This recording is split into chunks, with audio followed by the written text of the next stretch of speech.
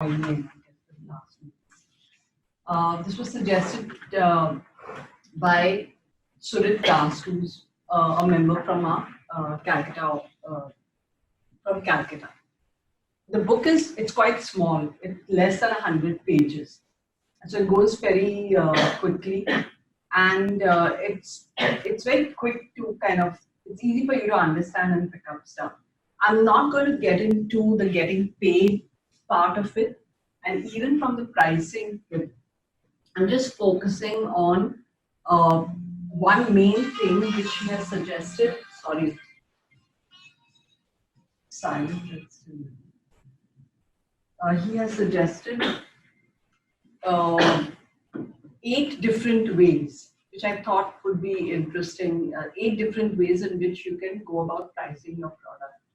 Now, when I started reading it, I realized that there were some questions that came to me. So I included parts that I think you need to think about before you get to pricing. So you need to think about, have some thoughts about the type of clients you're dealing with, and also what do you mean by value. We'll have a more detailed discussion later, but you should have some kind of way of understanding what value means to you and what it would possibly mean to your client. And with that basic understanding, maybe the pricing bit will make some sense to you. So I've just got a couple of slides on those things so that you can think about that. And then we'll get into what the author actually says in his book.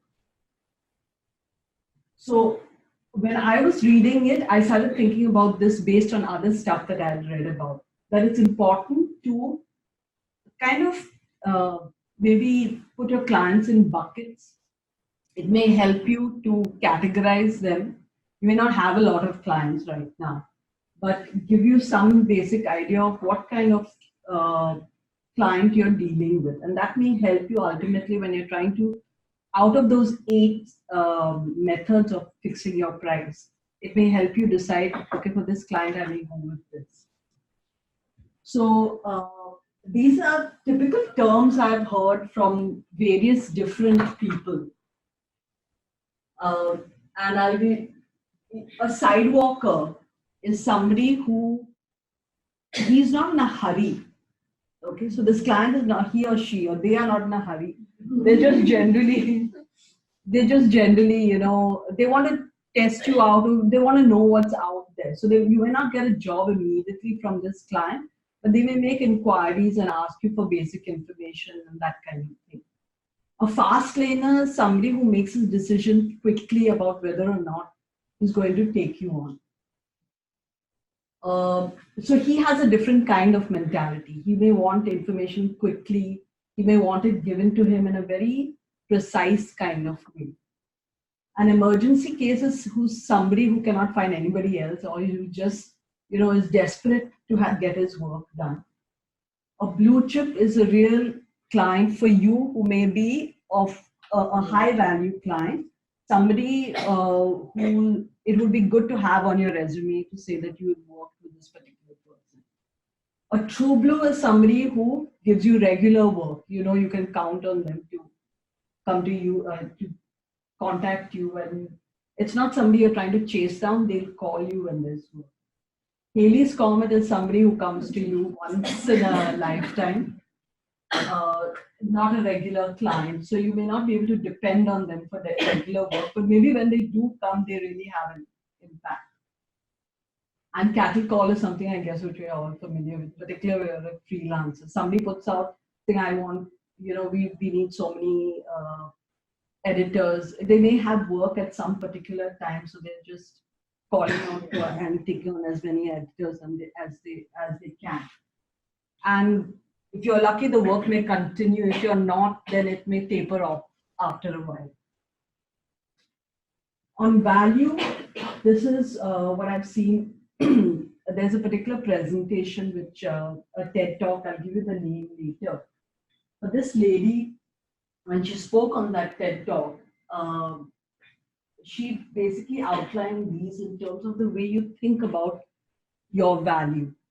So what are my clients' needs and how do I meet them? That's why I included the slide on clients. So you know what type of client you're dealing with and what he wants. What is my unique skill set that makes me better qualified to serve my client? This is where you start thinking about how you're different from all the other editors out there. You also start thinking about do I am I doing everything, or do I need to specialize in one thing? What do I like to do? Maybe I have better skills in this area. You start thinking about that. That also helps you make your decision about the clients. Do I work with this because I'm getting all kinds of work, but I want to specialize in this?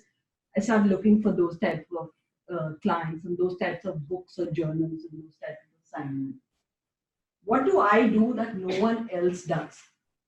And I think this goes to both areas in terms of your actual work on the book or the article or whatever. How do you go about even a simple thing that can make you distinctive is the way you would write your queries. I think that's really something you should not overlook. The tone you use. Are you just telling a long story, or you consider the client and make your query as short as possible? That's also a skill. Start thinking about how you're different in many different ways. Do you reply to mails quickly? Do you submit your assignments?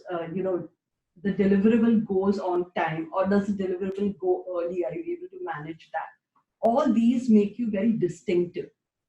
That's the client is more likely to think of you if he's thinking of 5, 6 people, if you have something that distinguishes you from everyone else. Again, what problems do I solve for the client? Similar to a kind of distinction. Uh, Maybe you can look at, somebody, if you're somebody who works fast, maybe an emergency client may work for you. You're able to, just the speed at which you do something is serves them. What value do I add overall? Again, a distinctive feature. How am I different from other editors? What makes me stand out? What will the client remember about me? So consider these when you're trying to think about value. Now that I thought these two slides were important before we go into what this author particularly says about pricing. There are a couple of quotes that I've just copy pasted here because I think that's really important, particularly if you're a freelance editor. So we're going to look at this underlying truths of editors, writers, pricing. How you arrive at your price per hour. You should have some figure that you want to earn in an hour. Your factors for estimating a price. So when somebody says, okay, I have a job for you, you should be willing, before you just blurt out that this is what I charge, you need to ask questions so that you have a whole bunch of information, because you may underprice your services and you're not getting paid for what you are giving. And there are a lot of hidden things that it may not occur to you. Why I like him in particular is the book is aimed towards writers and editors. It's also aimed towards anybody doing creative work. Pricing for a product is very different from pricing for what you and I offer. We are more, and he gives examples of that. We are more tuned to what a contractor would do. Every house is different. Every job is different. So you need to consider that when you price and not be very quick in saying what you're going to price your product as. So the underlying truths about pricing, I like these two quotes of his. You should be aware that the market will test your entrepreneurial skills far more than it will ever value your ability to mash a keyboard. So you're not just an editor or a writer. If you choose to freelance, there is a lot of work involved in getting work. And so you need to change your mindset, particularly if you're doing it, you're just starting out. You need to have the mindset that it's not going to come to you. You have to decide what you want to do. You have to decide your kind of client. You have to decide how to, and in a day, you have to give some amount of time to aspects of work that are beyond just editing. So it would involve, you're the one if you're working alone, you're the one raising your invoices, you're the one tracking the money that has come in and not come in, and you're the one doing your marketing.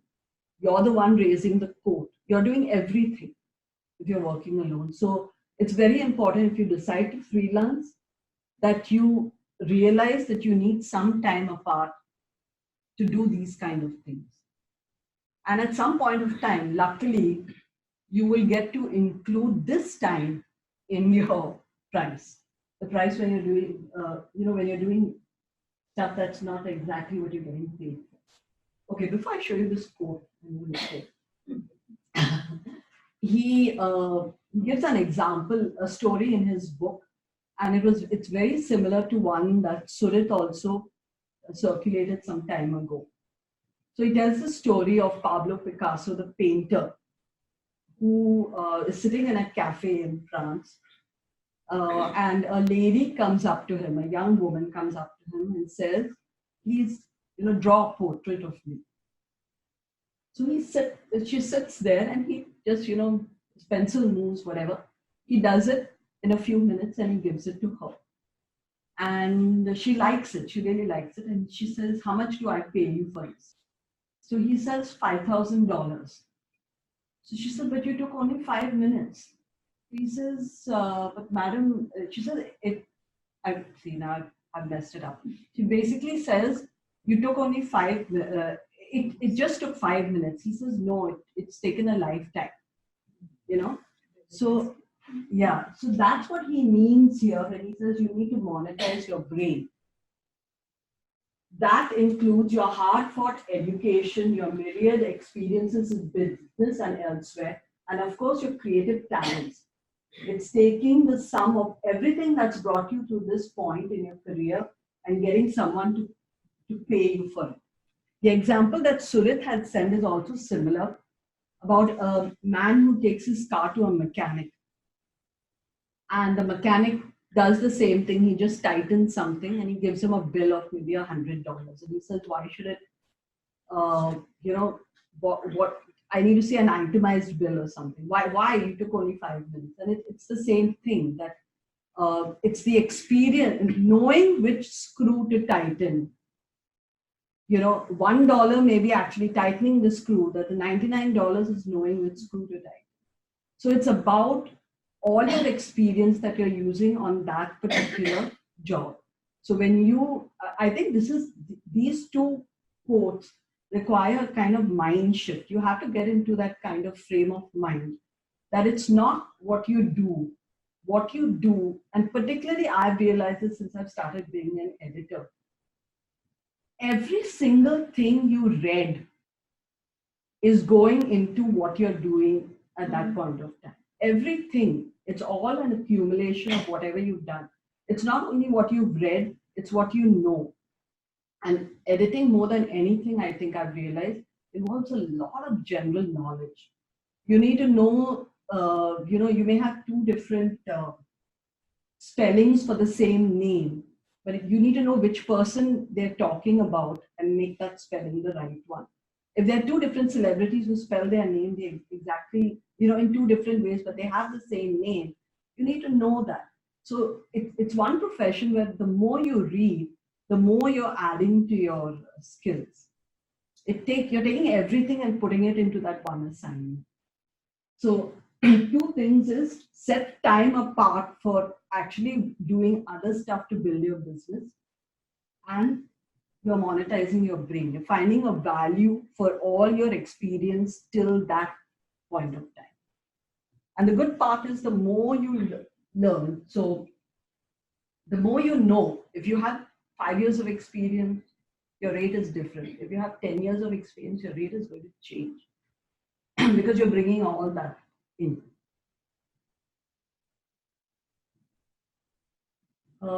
Before I go into this, I need to move to. So before we look at how we estimate it, I thought it's a good idea to look at how you arrive at your price per hour. You should have some figure to say that in an hour I should earn this much, and that will help you fix your price. I need to open my Excel sheet.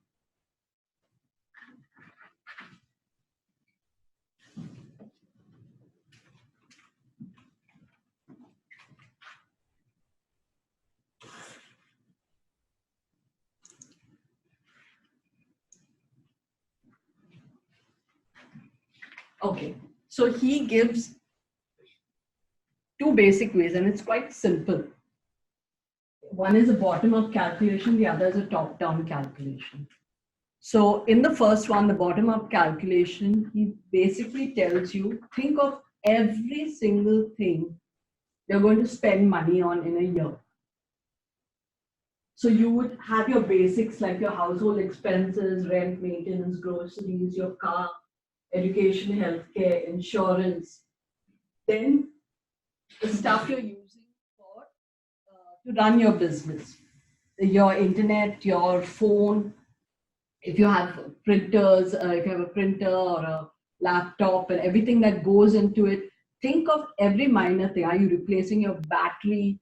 You know, that's what I just go into details because you won't.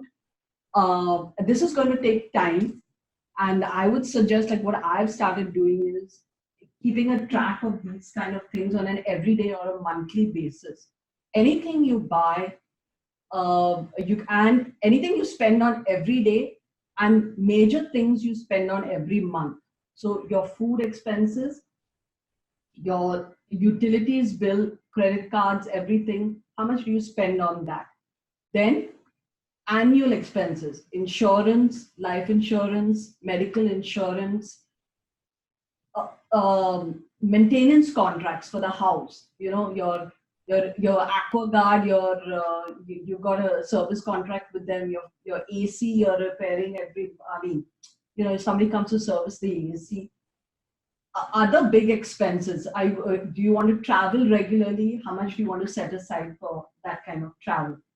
Are you going to renovate your house? You know, those kind of things. Put all that in and try to get it into a monthly and an annual figure. So once you do that, you will have, I hate the word miscellaneous because it's like the junk drawer, you know, everything that doesn't go anywhere else in the house goes there. So I would avoid a miscellaneous, use a proper definition for these things. I like that he included this because we tend to forget those things. But the idea is that for the kind of life you want to lead, how much money do you need? You know, and include your fun, include your medical and anything else you think, emergency. He also includes something as a saving and retirement thing, which says 20% of, at least it should be 15 to 20% of what you earn. So I've just put a dummy figure here. Suppose you spend, you know, say 50,000 a month. You'll need about 6 lakhs at the end of the year. Okay. Then what he does is, so you have your annual figure of how much you need. Your days are 365 minus the days that you will not be working. So weekends come to 104. Your holidays, like, you know, public holidays, that kind of thing, he's taken it as 10. You can take it as whatever you want. Vacations, 10. He's taken a 2-week vacation. You may want to take a month or something like that. 6 days, 6 days on which you won't work. You can increase that. Another thing I think that you should add on here, which I just realized is not included, is training. How much money do you want to set aside on? Is it there? Oh, yes, it's there. Yeah, so how much money do you want to set aside on training? So this gives you a kind of breakdown. And he has another approach which is good, but regardless of whether you take that approach, I think it's really healthy to know how much you actually spend in a month. Because believe me, you'll start analyzing your bills, changing things, you know, around. I was very happy with my internet. It was unlimited. It started out many years ago as 999 via MTNL, unlimited, and it has gradually over the years increased to 15,000. And I don't use the landline phone for anything else except that bill. So I was paying 1,800 on that because it was unlimited. So I started. I wanted to change. MTNL has, I mean, if you're on MTNL, I think it's really good. They have a lot of options that have come now and at reasonable prices. But of course, it's not unlimited. But I know taking into account what they do is it's really good in your MTNL bill. When you're on your bill, if you care to look at it, it shows you how much, uh, what your downloads are, how much you're spending on the net in terms of your MBs or GBs. And based on that, then I took another plan with some amount of, buffer because I knew an average of how much I was spending on the internet. So that 1,500 bill has come down to 800. So once you start doing it, you'll start seeing where you get. So that extra 1,000 maybe goes for the training or something like that. So it's a reality check, and I think everyone should do it. It also gives you an incentive to say, oh my God, there's so many things that I should actually be saving for, and you maybe pushes you to look for more work and better work rather than just being relaxed. So this is one approach. So minus is 130 days. So you're looking at 235 days, actual days that you're working in a year. And how do you arrive at your per day goal? You divide it by 6 lakhs divided by 235. So this is how much I should earn in a day to get to this amount that I want. And my billable hours per day, say you're working for 5 hours, 3 hours, you're doing your other work. Based on this, I need to earn about 500 per hour. So once you see that, that's really hard hitting, because you don't know how much am I actually earning per hour. Aside from this, you have to track your time. And I think with editing, if you are not on like a daily target, it becomes very difficult to track them. If you're working from home and you don't have a deliverable every day, you take an hour's break or you go down to buy something and all those kind of things. You really need to track your time really well. And it'll also tell you your efficiency rate. By doing this, I've worked out that I can do about 1,000 comfortably, 1,000 words, edit 1,000 words in an hour.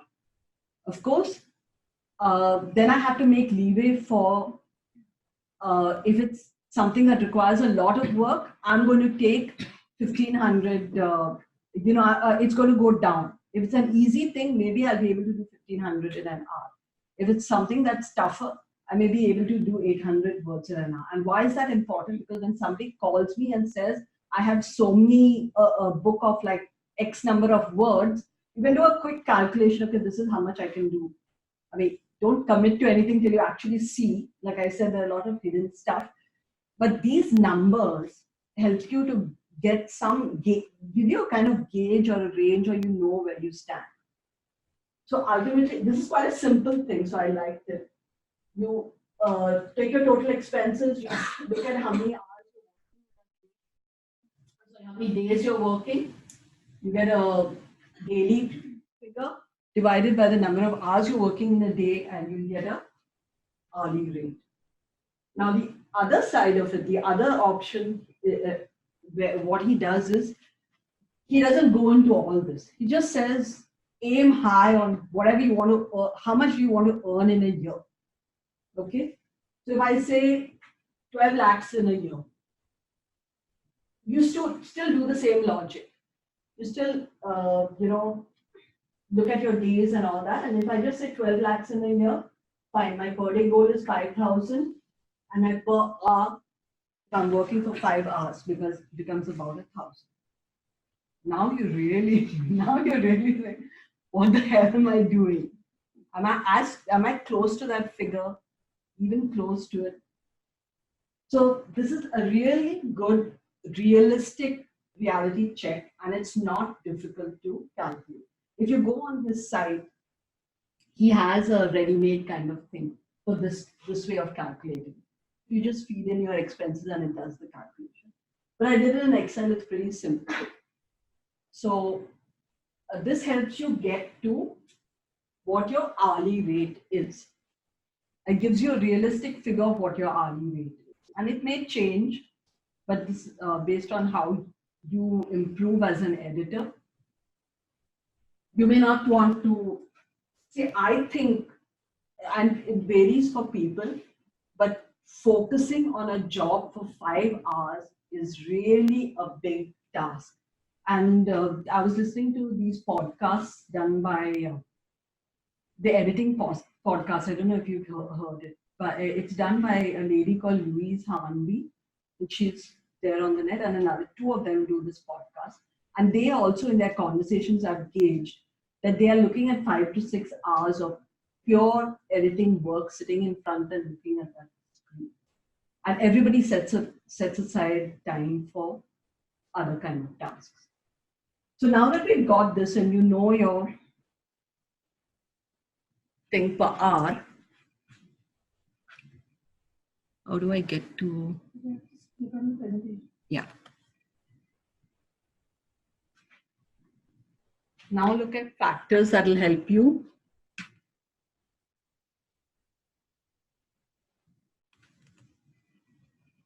Oops, what did I do?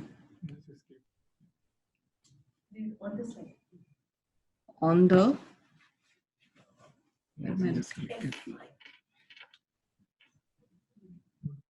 No, I want to put the slide view. Yeah. Thanks.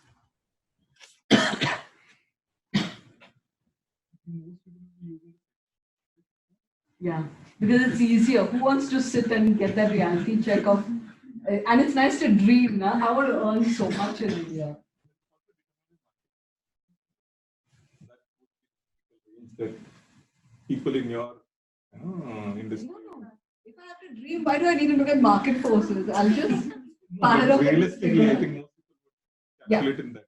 Yeah. I guess when you say, I would do a combination of both. You look at where you want to be, and you look at where you are with your actual expenses, and it makes a big. It'll help you. Yeah.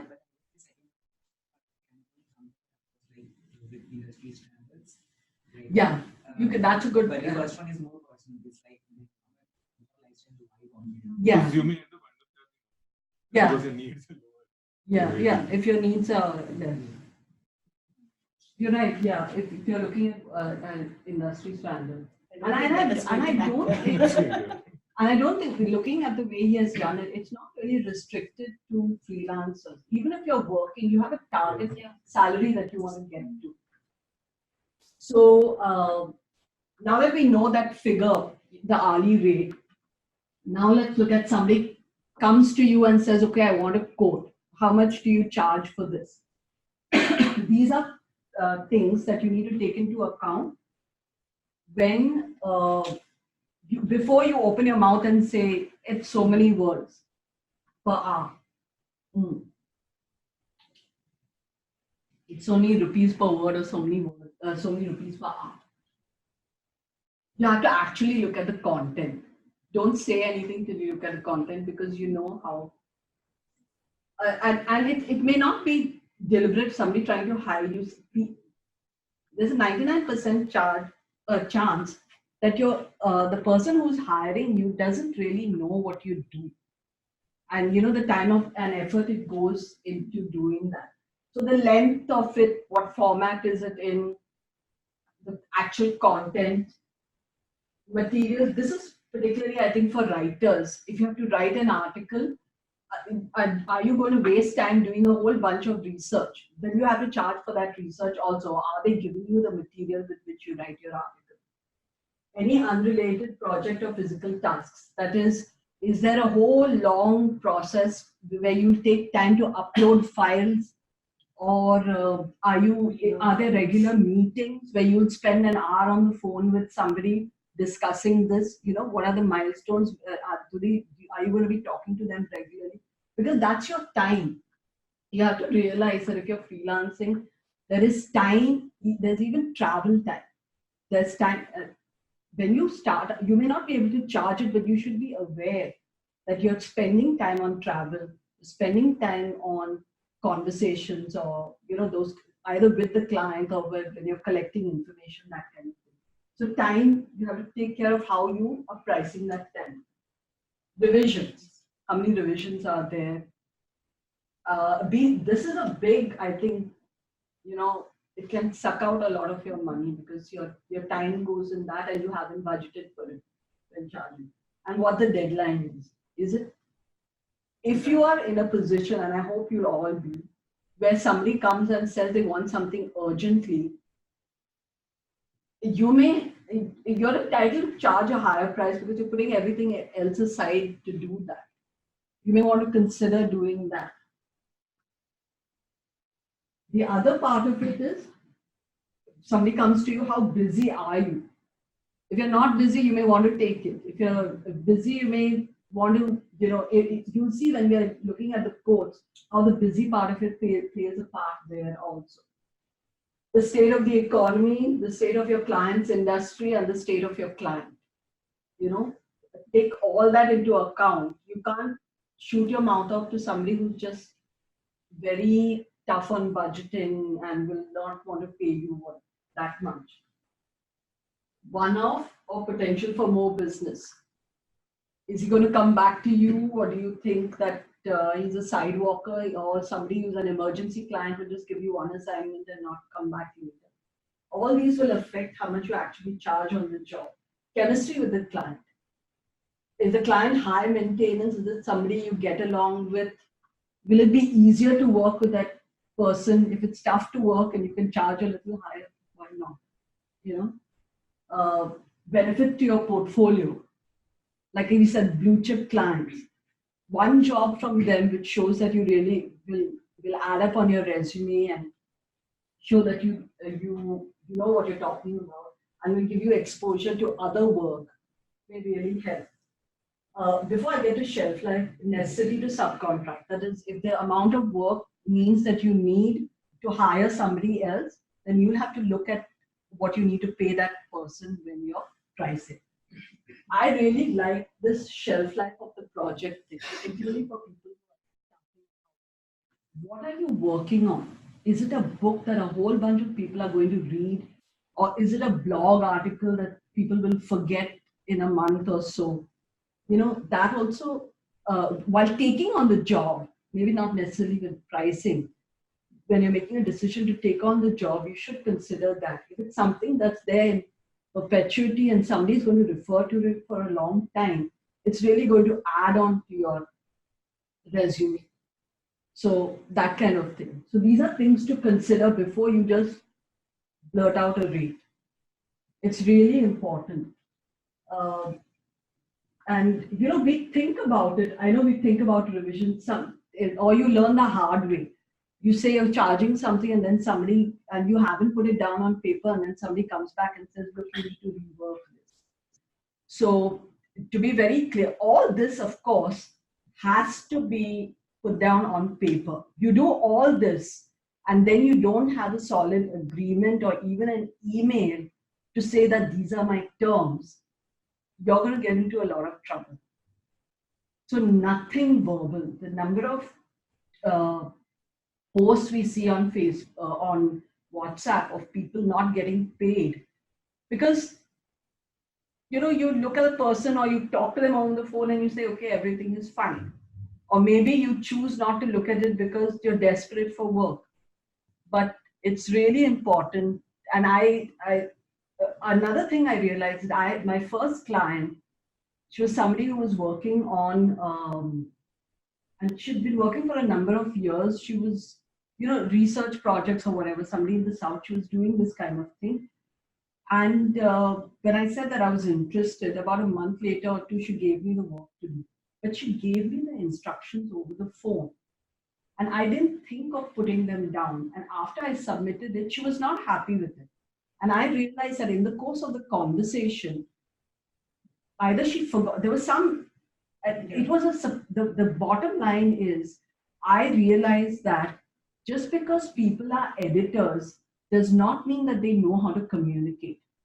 she left out a lot of information, and or I misunderstood it. If I had just sent an email after she spoke to me saying, this is what we discussed, it would have solved a lot of problems. So after doing all this, you should have something on paper. It's not that she didn't pay me, she paid me, but there was a lot of, it ended in a bad taste, that kind of thing. Okay. Now I have to go back to mine. Just escape. Escape.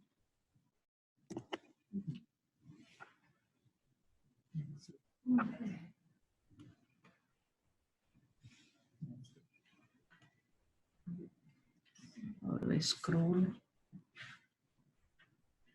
I hope you can read it or it's too fine. So what he's done is he's identified 8 ways in which you can, put your code forward. And he's broken it up. He's given you advantages and disadvantages, and in what situations those you can use those. He's also used a persuasiveness factor, which I guess is the way that you would be able to maybe get your way. We know the usual, the per word and the per hour rates. It has its advantages. If you're working, if clients are setting the price, you rarely get to negotiate. That's what we all know, that even if you're a freelancer and you're working with a big company, you get paid the rate that they're paying everywhere else. There's no scope for negotiating that. But this is what I learned. Paid size, quality can vary dramatically. You need to ask how you're getting paid. And another thing is you need to let them know that the standard for a page is 250. Somebody sent me a mail the other day saying up to 300. When I first the rate came, it was 22 rupees for a page, which is horrible. And then when I asked what is a page, they replied with see, they're not upfront of what a page is also. Maybe because they don't have people asking them. But you should always ask what a page is. And if they say it's anything, less than, more than 250, you should point out that the standard is 250. You can go to the EFA site and see that the standard is 250.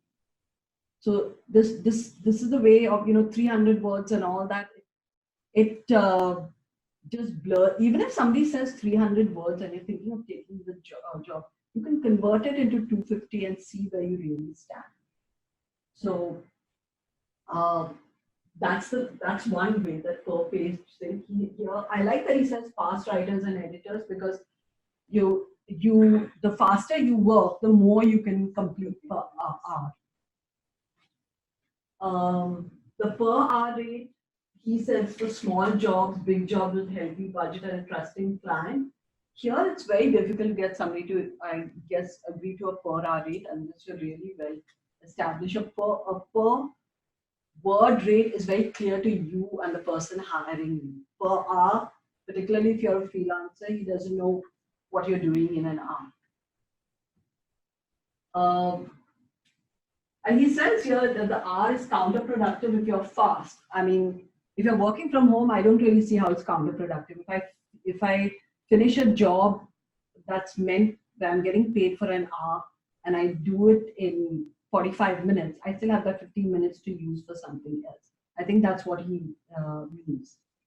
But if nobody's watching you, I think per hour is fine if you can get there.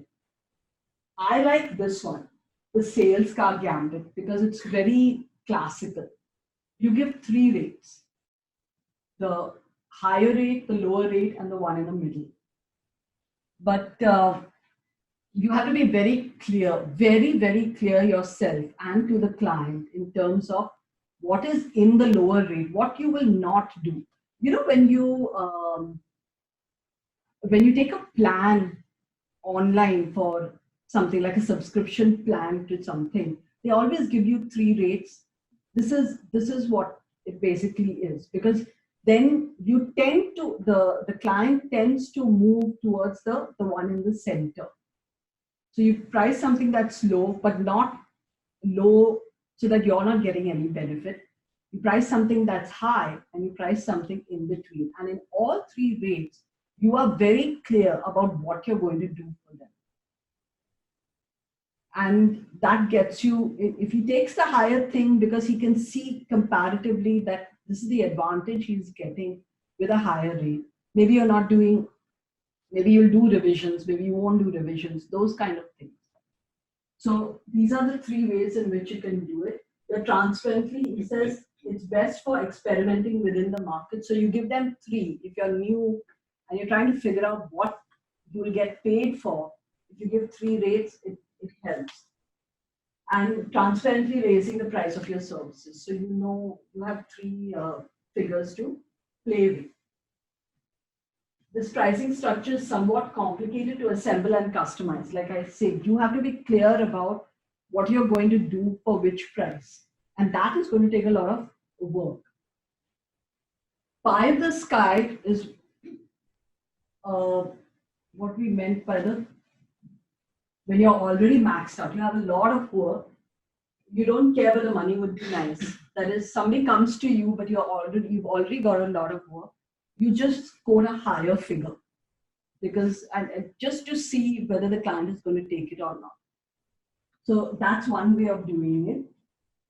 If the offer isn't accepted, you burn a bridge. The guy may not come back to you if the figure is too high. So you have to be careful with that also. And this is ridiculously lucrative if the client accepts your offer, then you're lucky. But then you'll have to juggle it. Say you take it because you're busy and you just want to push him off. When he goes for the higher price, then you're going to have to juggle with your other clients. It shouldn't affect your other clients. And do justice to the high price. Yeah, and do justice to the high price also. This is also an interesting thing. If you have a client coming back to you regularly, like your true blue guy, you may agree to work on a retainer. This is what I'll do from, you pay me so much in a month. But even there, you'll have to be careful about, is the work going to be of the same quality of what you have done so far, and that's why you're quoting this?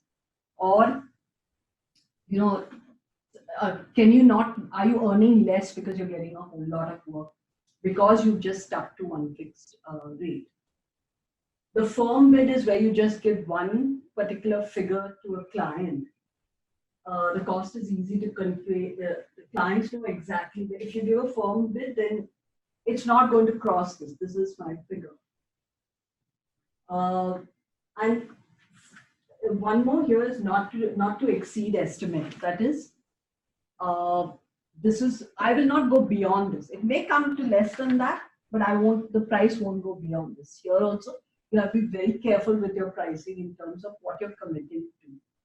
So how are they different from bid and not bid? Here you're not stating, really stating that you're just giving one figure. Here you're saying, I won't exceed this figure. I may come to less than that. But in both these, you can fall prey to scope creep. That is, you start doing more than what you're committed to. Additional things come on, your scope keeps changing. And the last one is what's called an estimated range. This is your typical contractor work. He says, I think it's going to cost so much, but it may go up because I haven't looked at everything. Till I start investigating, I won't know. Say you have a plumbing problem, you won't know. He said, this is what it's going to cost you. But if it goes up, it'll go up to so much. That kind of thing. So you're giving them a range. This is the lower range. This is the higher range. Typical contractor thing. This is what it will fall within. Again, you have to be very clear about what you're going to do. You may feel obligated to come in below the top fee because you said I won't go beyond. You may feel, you have to stick to that. You need to make sure the upper end of the range is high enough to cover all possibilities. So I guess the point of all this is to really know what your value is, how much time you take, which comes to a whole bunch of data.